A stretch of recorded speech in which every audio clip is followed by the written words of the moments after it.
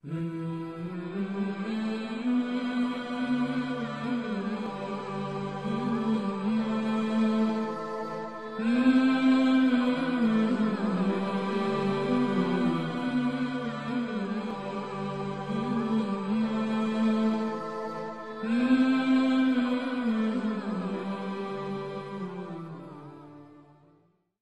e yurmede Allah yo wone mon puɗɗorima inde Allah jurumdere jurmotoɗo jettoje godani Allah jumbinde jurumdere jurmotoɗo jam e kisal yo gon e ko howo men Muhammadu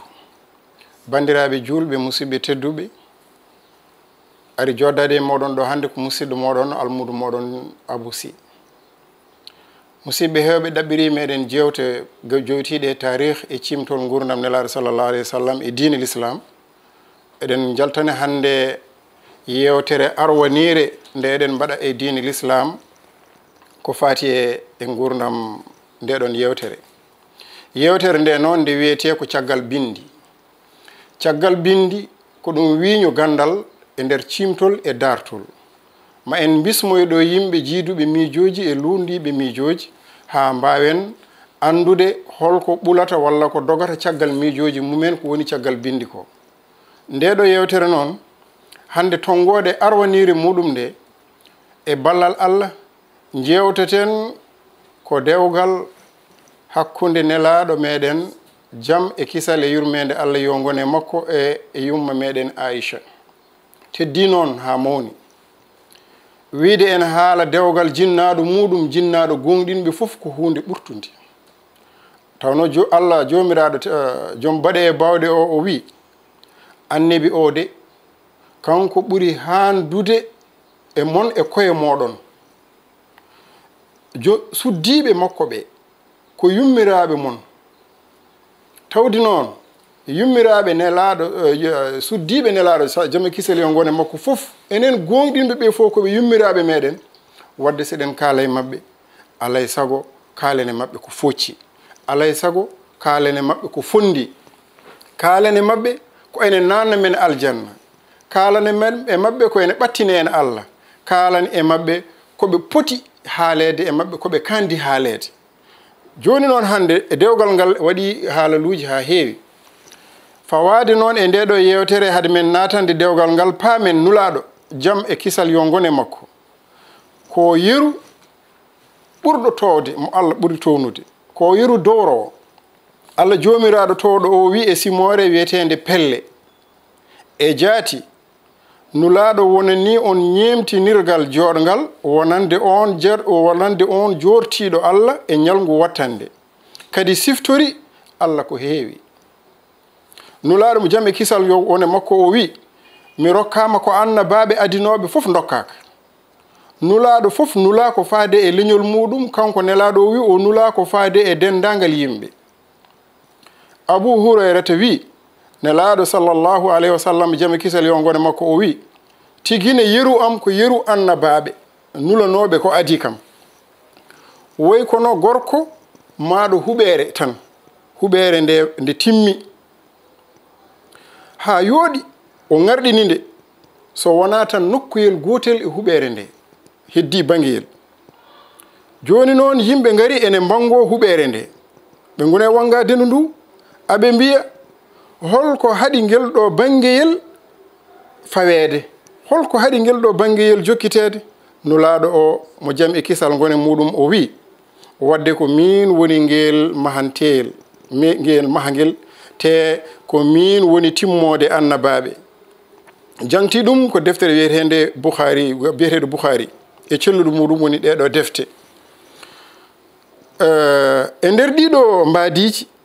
jiɗɗen ko nulaaɗo jam e kisal yo gone makko o wona yeru ɓurɗo labtude ceniɗo tuundi e tuume fof tawa fotani wonde kala ko fotani wonde e makko e ko handani wasa waɗede e makko kadi nelaɗo nula ko gam satade rendo ngo nelaɗo ardi ko satade rendo e moƴƴirinde rendo e moƴƴirinde jikkuji on noon jiɗɗen ko kala ko ene haale e dow makko yataw ko lebdi e makko tawa ene handi e makko wona belaɗo fof ene jumpa e dow gurdam makko ha jumpa kadi e dow dewle gandanɗa ko yummiraɓe gonɗinɓe fof dow ɗum noon kala ko haala e makko so tawi ene tunwi walla ene tunwina neɗɗagal makko en jaadani hen hay so tawi ko Bukhari e Muslim kaali ko gonga ko heewi e julɓe ene cellini defte maɓɓe tengti e wiyoɓe ko ahlu sunna e jamaa ɓeeɗo enen gonɗini caggal Qur'ana e ɗum ɗo tan ko deftere Bukhari e Muslim fawi hen deftere ɓurde sellude suufiyankoɓe noon kamɓe sunniyankoɓe noon hay suufiyankoɓe ko sunniyankoɓe chi'iyankoɓe kono ɓe gona sunniyankoɓe to banggue ko wiyete miiciyankagal ko yeru miijoji mumen keeriɗi e faamu mumen to pamiri diine walla ene jagguiri diine cellude Bukhari e Muslim wona julɓe foof cellini ɗum wona kanje tan wona kanje ni ene gasa ni taw mbiyen ko kanje dokki ñiŋoɓe ɓe wawde ñiŋde ko ñiŋete ko en jaadani e ñiŋoje ñiŋeteɗe dow nelaɗo e suddiɓe muɗum ko bonnitoɓe ko wayno chi en ko wayno yaltuɓe diine ko wayno fedde tan ɓe gandanɗa hoore ma ɓe gona sunniyankoɓe walla koɓe ɗum ɗoyiji ɓeɗo ɗum e defte maɓɓe ɗe ko toon ɓe ƴogoyta wone e jangtuji garɗi ko wiyete hadith ko toon ɓe ƴogoyta ɗum ngam wawde tulwinde nelaɗo e tulminde yumme meɗen Aysa e yummiraɓe heddiɓe ɓe e dendagal moƴƴuɓe meɗen diine ardinoɓe ɓe hono saaha musidɓe nelaɗo ɓe wondunoɓe kanje foof noon e wonde defte tuugnorɗe eyyi wonko heewi e majje mbiɗen hakkille jaɓata ɗum kadi hakkille ñingtotoɗo gonɗinta ɗum wonde ɗum ɗo hay sinno haalama ene hadith ko wiyete jangtu ko ene jogui ko addanta ɗum wiyeede selli ko nunɗugol yimɓe muɗum reggodirgol yimɓe muɗum tawa kadi ene fawi ko mbiyata ko e jar e tadil ko e ɗemgal arab ko koye ɗum ɗon fawron joni noon so en natani dewgal hakkude nulaaɗo meɗen sallllahu alayhi wa sallam jaami kisale ngol makko e yummo Aysa e wiide makko kanko nene Aysa o wi annabi mo jaami e kisal gone muɗum resi kam min komi cukalel duuɓi 6 ndemin ngari Madina min jippi Bani Haris bun Khuzrajen oɗon o wi noon yumma ko hadis o ne juuti o wi jangtu woni hadis o wi yumma ko noddimo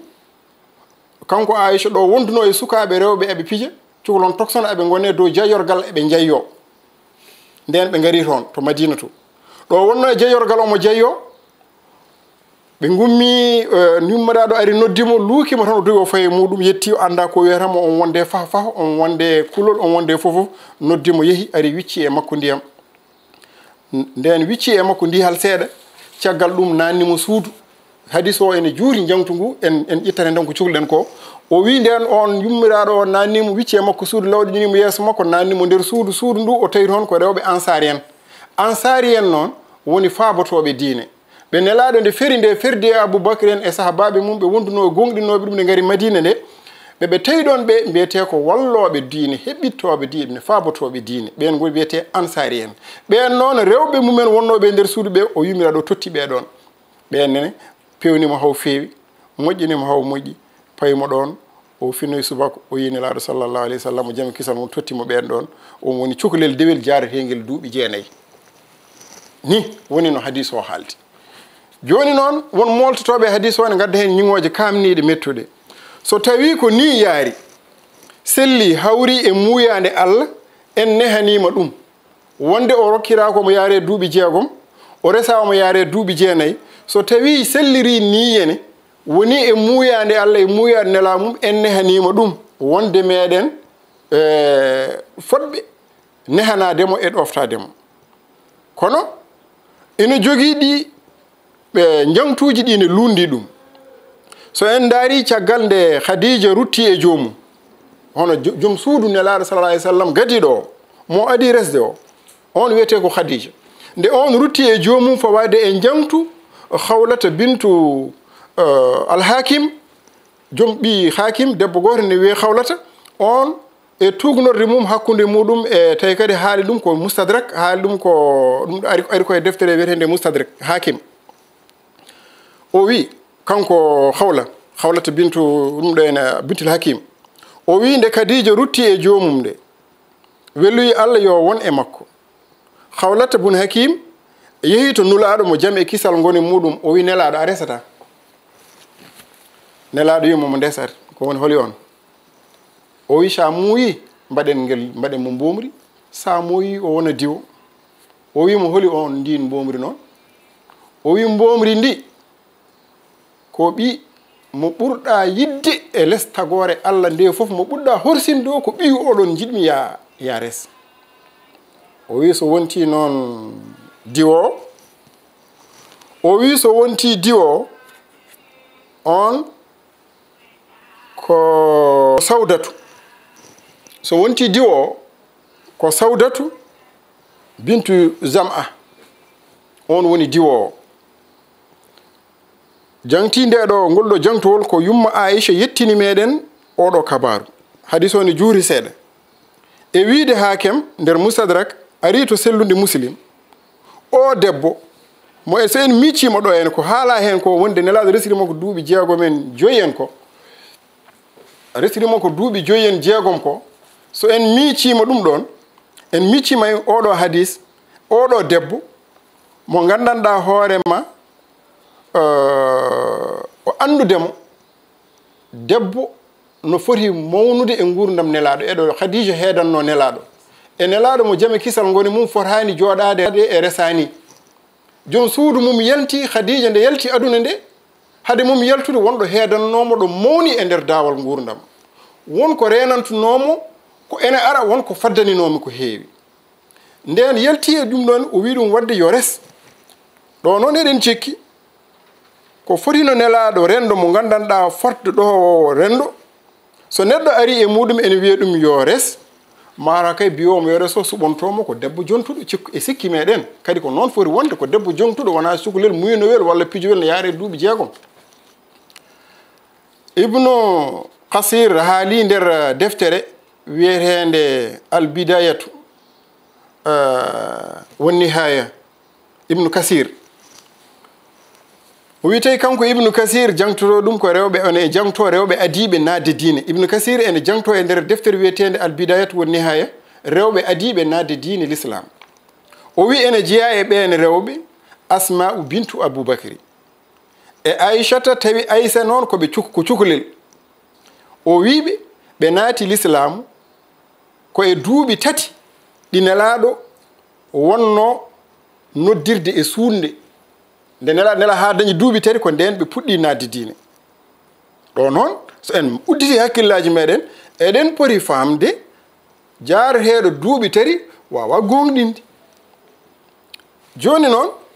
o wi peeji hitande nayi ɓere nde ko nden nulaaɗo jomum kisal yo gone makko e gonɗinɓe komo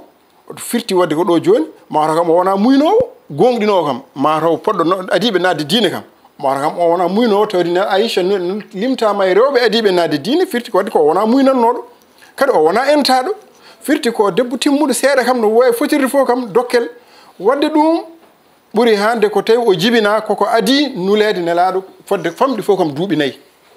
So jibinama ko adi jibine ko adi nelaɗo ene nule ko fodde duuɓi nayyi walla duuɓi joyyi nde nelaɗo dañi duuɓi tati nde ko nden rewɓe adiɓe nadde diine ɓe gaga Khadija on kam limate koye adiɓe tawde ko kañum jaɓɓi nelal ngal wadde firti ko famɗi fof kam omo yaare duuɓi jeeɗiɗi duuɓi jeetati hen ko hedde ɗon. Ene jiiya e ko ene tengtina ɗum ɗo dendagal egginoɓe darti e donaɗi l'islamu kawri wonde Asma'u bintu Aboubacry oɗo en o wuuri duuɓi temedere. So neɗɗo nde wuuri duuɓi temedere nde o tawtorama noon kadi mayde ɓiyi ko goto ene wiye Abdoullahi bun Zoubayru to Makka. Luural mawgal ni jolino hakkude makko e biyeteɗo ano wiyeteno kadi ne Hujjaj bun Yusuf jolino hakkude mabɓe tawi noon ko Hujjaj bun Yusuf saga fi on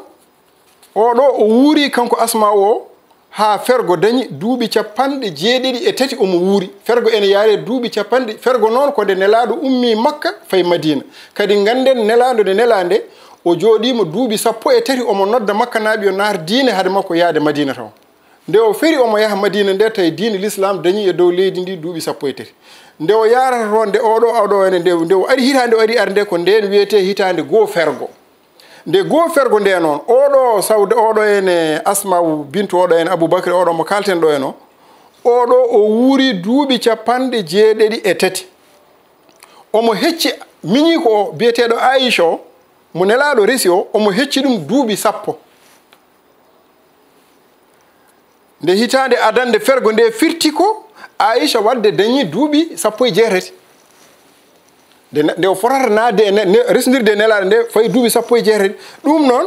o debbo timmuɗo mo gandanɗa hoorema o haali o jangtima ko heewi e diine l'islam gila e jangtuji ha e hadisaji ha e gueɗe mawɗe ɗe gandanɗa hoorema ko ɗe diine l'islam tugnortoɗe yimɓe poti famdirde wadde oɗo omo wawi haalande meɗen so en ɓeeti joni ko wi ko o wuuri duuɓi 100 so o wuuri joni duuɓi 100 en mbaɗi joni o wuuri duuɓi 100 ɗum ɗo woni ko wuuri o maayi ko fergo ene yaara e duuɓi 93 so en ƴetti duuɓi 93 nde o maayi fergo ne yaare nde firti mbiyeten ɗo heddote ko 27 hitande fergo ɗo joni ko 27 hitande wonata wadde firti kanko ɗo oɗo saaha so en mbi joni o wuuri duuɓi 100 fergo ene yaara e duuɓi 93 ko nden o maayi so en ƴetti duuɓi 93 ɗiɗo woni fergo go en gusti ɗum e 100 nde wuurde heddoto ko 27 hitande so heddima 27 hitande 27 hitande guitten hen duuɓi 10 fergo ɗi o woni fergo ɗi guitten hen duuɓi 10 ɗiɗo so en guitti hen ɗiɗo duuɓi 10 firti o heddorte ko duuɓi 17 nde fergo nde nelaɗo nelete nde hade fergo arde omo yaare duuɓi 17 duuɓi 17 ɗiɗo ɗi o yaareteɗi woni ɗum ko hade fergo arde so en guitti hen duuɓi 10 ɗi o hecci Aysa ɗi duuɓi 10 o hecci Aysa heddoroɗo ene ko duuɓi 9 duuɓi 9 duuɓi 10 sa itti ɗum e duuɓi 27 heddoro ko wona ko 17 17 mbiyanno min guitta hen duuɓi 13 13 guittata hen itti hen duuɓi 13 duuɓi 13 ɗi woni hon duuɓi 13 nelaɗo woni makka ɗi duuɓi 13 nelaɗo woni makka ɗi sa itti ɗum e duuɓi 17 ɗi o wuurde mum fergo ɗi o heddorteɗo joni ko duuɓi 4 duuɓi 4 ɗiɗo joni kanko woni en mbeɗi joni moye duuɓi 10 ɗiɗo ɗi woni ɗi itti Khadija ɗi firti ko nden duuɓi 15 ɗiɗo 9 ɗiɗo ende tati ɗi wona o heddorte ko duuɓi 19 itta hen duuɓi 13 gonnoɗe fergo ɗi heddoto ko duuɓi 4 sa itti hen duuɓi 13 heddoto ko duuɓi 4 firti ko Aysa jibinama duuɓi 4 walla 5 ko adi nelaɗo ene nule Aysa jibinama duuɓi 4 walla duuɓi 5 ko adi nelaɗo ene nele joni noon nden firti ko wadde ɓeɗo ɓe nde ɓe peri nde Aysa ina yaare fodde duuɓi 17 walla 18 so en mahima e ɗiɗo hadisaji fof tawi kadi koɗi celluɗi koɗi garɗi wona joni no Ibnu Hajar wi ene wiide muɗum e nder deftere muɗum al hisab Fatima ɓinguel nelaɗo o jibina ko tawi nulaaɗo ina yaara Fatima ɓi nelaɗo sallallahu alayhi wa sallam o joome kisale o gon makko o jibina ko tawi nelaɗo ene yaara e duuɓi 35 nelaɗo ene yaara duuɓi 35 firti ko ɗo nelaɗo suwa nulede taw duuɓi 35 nden Aysa jibina hawri finde hawrude haɓe mbawi teskade ɗum ɗo kamɓe egginoɓe taariki ɓe hawri koye ñande muɗum e ndeɗo hitande ko kaaba nden mata firti heddi nelaɗo nulira ko duuɓi 5 haddi e nulaɗo nulede ko duuɓi 5 duuɓi nelaɗo nulira ko duuɓi 40 yanta hen sa yanti hen duuɓi 40 timma Aysa Khadi Fatima so en kiisima e ngoɗo hiso 35 nelaɗo en yaare 35 nden dañji e Fadima Khadija Fatima ɓi ko biyeteɗo Fatima o duuɓi 5 goɗɗi mbattata hen wona duuɓi 40 nelaɗo nulama fergo waɗi hankkadi nelaɗo nulama woni duuɓi 40 duuɓi 40 ɗiɗo so tawi kanko oɗo Aysa omo hecci Aysa duuɓi 5 firti nelaɗo Aysa jibina ko fergo ñande nelaɗo e hitande nelaɗo nder hende ko nden Aysa jibina te so jibinama nde ɗon hitande so jibinama hitande nde ɗo nde nelaɗo jibinande nde yarate duuɓi capannayyi nde Fatima heccimo duuɓi joyyi ɗo ɗiɗo joyyi so tawri ɗo wonata ko nelaɗo nde ne yaare duuɓi capanɗe nayyi ɗo nelaɗo yarate duuɓi capanɗe nayyi ɗiɗo kanko oɗo o duuɓi capanɗe ɗe ko nden Aysa jibina so Aysa jibinama fergo ene yaare duuɓi capanɗe nelaɗo ene yaare duuɓi capanɗe nayyi firti ko nde wuuri ɗon duuɓi 13 so tawi o resuyimo ko omo woni Madina nde omo yaare duuɓi wadde o resuyimo nde ko Aysa ko famɗi fof ene yaari e duuɓi 13 ko ɓuri famɗude so ɓuri ɗon yaha ha duuɓi 15 14 eno limore nde ngati so en ƴewridima nde ɗo limore jiɗɗen ko andinde yimɓeɓe ko wiyete ko ngati Aliyu o resi Fatima Aliyu nde resata Fatima nde ko famɗi fof Fatima ene yaare duuɓi 16 wadde kanko nelaɗo nde o fotata resoyde nelaɗo Aysa nde tawata ko omo yaare duuɓi 53 duuɓi 53 ene wawi ni taw hono président Macky Sall en so wiyama hande ittanama baɗo no ɓinguel kaari ene yaare duuɓi 9 walla 6 yoresa ɗum eɗen gandi tawi kadi nannaki président ɓolode sakantumma noon garɗo oncude rendo oɗo ko duuɓi 53 so woniri ni hen firti ko nden o resi Aysa omo yaare duuɓi 53 so tawi Aysa jibina koye nde hitande o nelande omo yaare duuɓi 50 o waɗi makka duuɓi 13 on woni ɗon omo nodda o feri waɗo e nder natore 19 firti ko nden nde o resi Aysa nde hayso rokkama ɗum ene woni cukalel o resodiri e muɗum ko duuɓi ene yaare duuɓi 13 ha e 4 ko famɗi fof wadde ɗo ko forino rendo julɓe ene onca jikkuji ene onca rendo ha moƴƴina ɗum ene woni kala haldi mawdi pondi nene duuɓi 53 wawa rokkede cukalel jaroyde duuɓi 9 sellani so itti ɗum noon ko ɗiɗo hadisaji garɗi ɗi haaɗi laaɓi ngati Aysa kañum ko famɗi fof wuuri fodde duuɓi kanko Fatima nogas 6 mbiyannomi hitande kanko Fatima o wuuri nogas 6 hitande walla nogas 9 won wiyoɓe o jibina ko duuɓi 5 ɗi mbiɗen ndi ko adi nelaɗo ene nele to banggue chi en mbiyata o jibina ko nde nelaɗo nela nde tan wadde noon eɗen gandi so tawi yaari ni no woniri ni en paami hankadi ni wonde Aysa nene meɗen Aysa wonde kanko o nde nelaɗo resimu nde so foti natoyde e makko norde tawata ko o dañi duuɓi 14 ngati a wawa wonde lamɗo poɗɗo no joguiɗo kala haldi pondino Macky Sall ni hande o ene jogui duuɓi 53 54 rokke dewel ɓinguel ministre muɗum jarete duuɓi 9 walla duuɓi 7 resa ɗum wawa nannade ɗum noon wadde ko selli ko nde nelaɗo resata Aysa nde ko famɗi fof Aysa ne yaare won yaaruɓe duuɓi 17 16 walla 14 kam ko famɗi mbaɗen 14 so en kiisima ɗum ene wawi wonde rokkede nde ene wawi wonde sibu joni Imam Ahmed nder deftere mum wiyetede Musnad wonde hawla oɗo mo nulaaɗo nulno yo ya ƴamanoy ɗum Aysa o nde o ari nde o tawi ko wiyete ko Zubayr bun Mut'im oɗon nden ƴam o tawi ko Aysa ene ƴama ko Zubayru ene ƴami ɗum on nde o yetti nde kanko yettini ƴamal nde kanko mo nelaɗo halfinno hawla mo nelaɗo halfinno ya ƴamanoy ɗum Aysa o nde o ari nde o tawi ko Aysa ene ƴama joni noon hadis o kadi ene juuri jangtu ngu ne juuri nde o ari haw yetti nde o wimo an omo Aboubacry min de hande mi dewe moɗon mi dawre mon moƴƴere mi ardini mon moƴƴere ɓurde mawnude moƴƴereji o wimo ko woni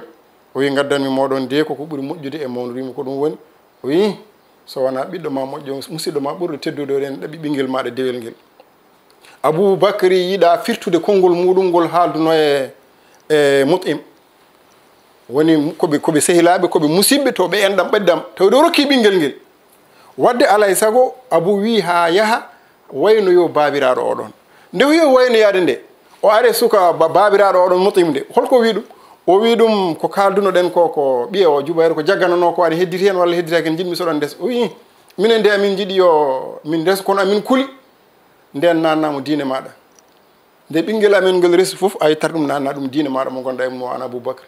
Aboubacry wawa yaltude taw dañani damal Allah hokki ɗum dañal no ene yaltira wadde ɗum ɗo tindini ko firti ko nelaɗo sallallah alih w sallam nde Aysa oɗo